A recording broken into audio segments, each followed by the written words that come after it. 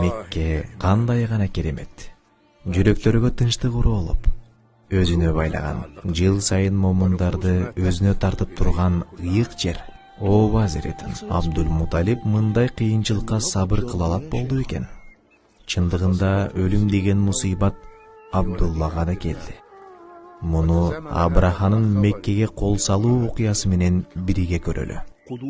Абраха үчүн бул учур эң ыңгайлуу кез болмок. Анткени арабтар бири-биримдикке келе албай турган.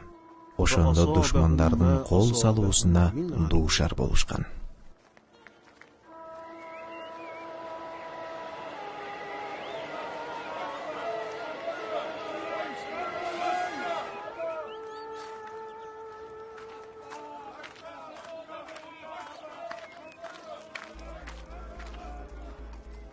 Өкүмдарым Абраха, эмне кабар алып келдиң эй вазир?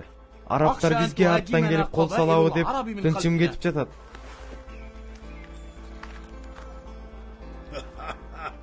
Эч бир араб бизге арттан да, алдынан да келе албайт. Жада калса жаада ата албайт. Эмне мынча ишеничтүү сүйлөп жатасыз, падышам? Ук, эй вазир, Мекке эли соода менен алектенишет. Ал эми согуш иши колунан келбейт. Анда Йемен эличи өкүмдарым. Бизге айырмасы жок. Арабтардын баары эле бир. Булардан коркууга кажет жок.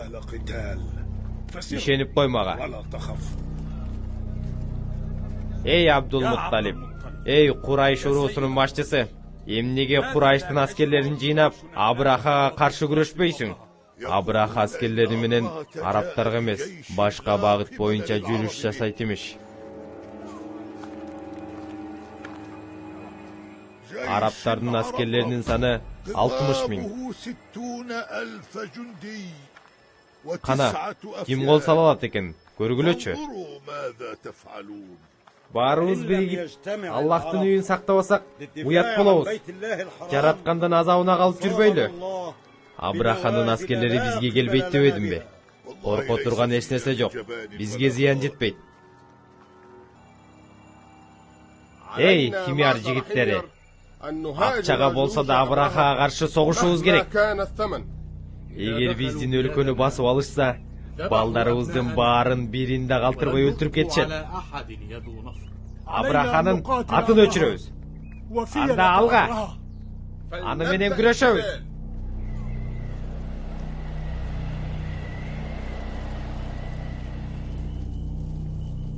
Эгер арабтардын баары бир жеңден кол, бир жакадан баш чыгарышса, Абраха Меккеге жете алар беле? Биз дайым ушундайбыз. Душмандар кол салаардан мурда эле өзүбүздү талкалап алабыз. Бирок үммөттүн баары эле мындай ынтымаксыз эмес, эй Маулана. Карап туруңуз. Химар эли Абрахага кандай мамиле жасады?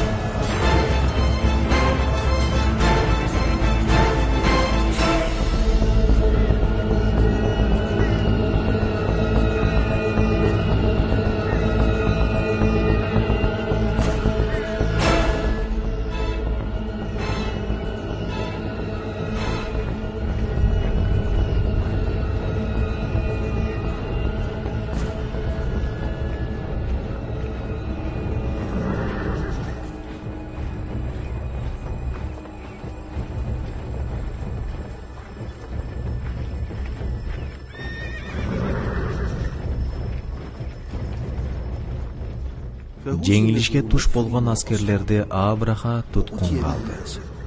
Эми алардын башын алайын дегенде бирөөсү: "Эй падышам, бизди өлтүрбөгүн. Бул үчүн мен сага кызмат кылайын. Буйруганыңды чуркап аткарайын" деди эле Абраха ага тийген жок. Бирок зынданга таштоого буйрук берди. Анда Нуфайл айтты: "Эй падышам, мени өлтүрбө. Бул жерлерди мен эң жакшы билем. Менин ушул эки канатым эки уруу тең сага баш ийсин" деп бул туткунда тирүү калат.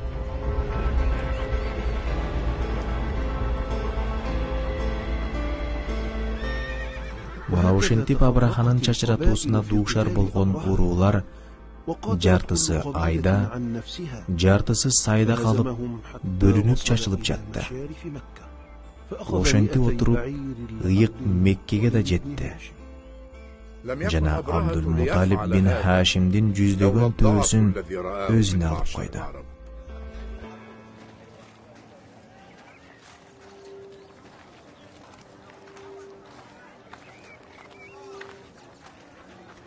Биз Кинана уруусу Абраха менен согушуу үчүн кылычыбызды курчтап, найзабызды даярдап койгонбуз. Биз дагы даярбыз. Саур кесем толду буларга. Ушундай тоону алдырып койгондон кийин да бул ишти ушундай калтырасың бей Курайштын башчысы.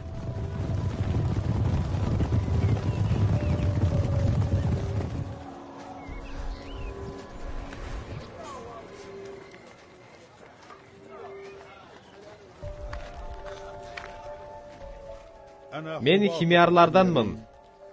Абраханын сага жиберген элчисимин. Эмне каалайсыңар? Падышабыз эгер силер Меккени тынчтык жолу менен өткөрүп берсеңер, согушуп келбестигин айтып жөнөттү. Биз эч кандай согушту да каалабайбыз. Буга чыдамыбыз да жок. Анда мени менен чогуу Абрахага жүрүңүз. Барба эй Курайштын башчысы.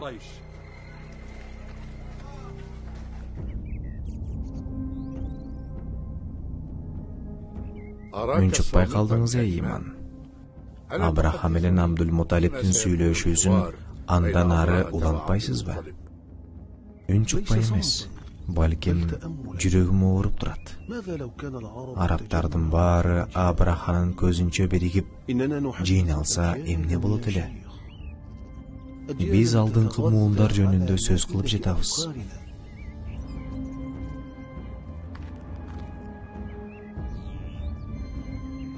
Мурунку муун ойлочу оюбуздун борбору да. Эмнеге Абдул-Муталип Абраханын күчүн биле туруп, аны алсыз деп өзүн жубатат.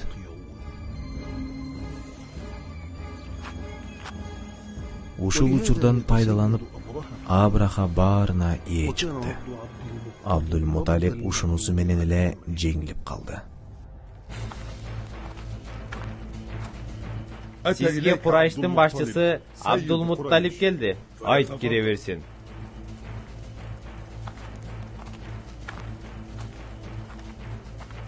Биздин төөлөрдү кайтар эй падыша. Эмне? Төөлөрүңдү кайтарышымды каалайсыңбы? Харам деп атап алган Каабаны бербей жатып, төөлөрүңдү алгың келип жатабы? Ооба, төөлөрүңдү кайтар. Мен бул төөлөрдүн ээсимин. Каабачы. Каабаны Аллах өзү коргойт.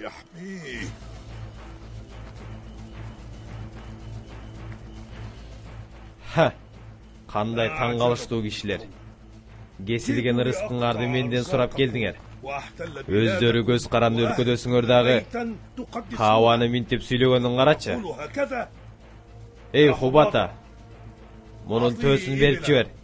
Баш үстүнө эй падышам. Бул Каабаны кыйратып, жок кылууга убада берем. Каабаны жок кылам. Муздалифа жана Минанын так ортосундагы Мухассан деген өрөөндө Нуфайлди күтүп алат.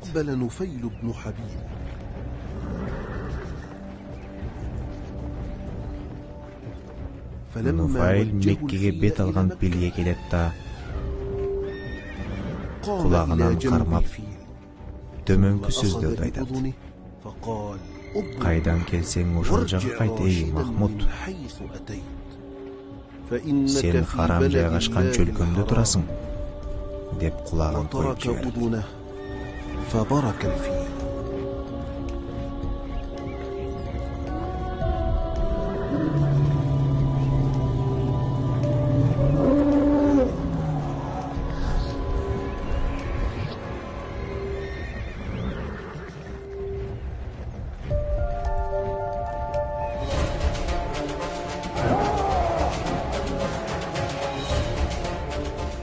Ошондо пил артка чегинет, ордунан турбай коет.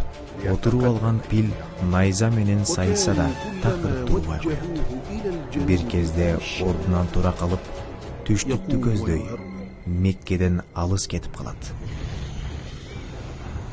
Ошол убакытта Аллах Таала аларга күйүп турган ташты тумшугуна тиштеп, эки бутуна да таш кармаган абабил куштарын жиберет.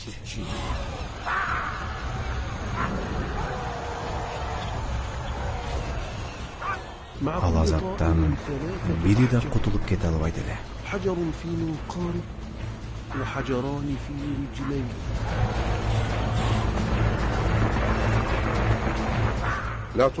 Бир заматта баарын күйгүзүп, чайналган өңдү абалга келтирип койду.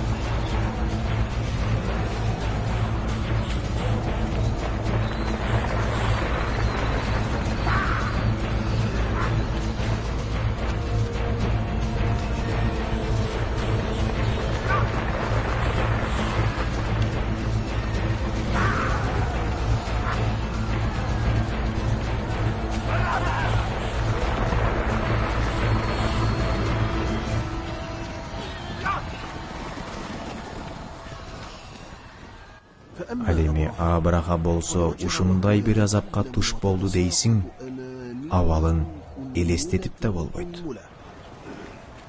Бүт денеси чирип, күйүп жок болду. Аллахтын наалаты болсун ага. Алланын үйүн Аллах өзү сактайт. Сага шүгүрлөр жана мактоолор болсун, эй харам үйүнүн ээси. Эй, эли журт, эми баарыңар үйүңөргө кайта бергиле. Ушул күндөн тартып, ыйык абага эч ким болсо албайт.